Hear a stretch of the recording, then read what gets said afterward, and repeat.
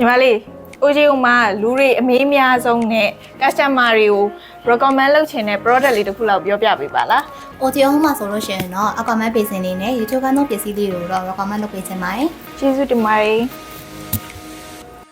ကိုနေမျိုး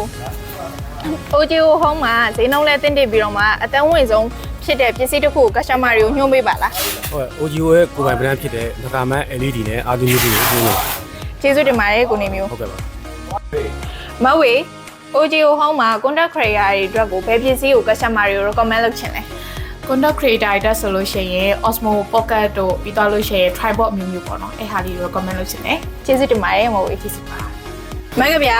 မင်္ဂဗျာလေညီမလေးတို့ OJO Home ကပစ္စည်းတွေကိုဘယ်ကနေပြီးတော့မှဝယ်ရတာကိုကြိုက်လဲ ။မတို့ OJO Home website ကနေဝယ်ရတာကိုကြိုက်ပါတယ် ကျေးဇူးတင်ပါတယ်မင်္ဂဗျာ ။ကျေးဇူးပါ ကိုရင် OJO Home မှာစောက်လုပ်ရေးသမားတွေအတွက်ဆိုလို့ရှိရင်ဘယ်ဆေးကိုညွှန်ပေးခြင်းလဲ ကိုအနေနဲ့ဆိုရင်တော့စီစဉ်ကိုညွှန်းပါတယ် ကျေးဇူးတင်ပါတယ်ကိုရင်ကဲလူချင်တာတွေအားလုံးကိုတစ်ချိန်နဲ့တစ်နေရာထဲမှာအစုံလေးရရှိဖို့အတွက် OJO Home ကိုခုပဲလှမ်းလာခဲ့လိုက်တော့နော် ကျမတို့ရဲ့ Olive ကိုရုံးရဆိုရင်တော့ပြည်လမ်းမကြီးပေါ်ဂိတ်3အပေါက်ကြောက်စင်းလမ်းမကြီးကြောက်စင်း3လမ်းစဝိုင်းကုန်းမှာတည်ရှိပါတယ်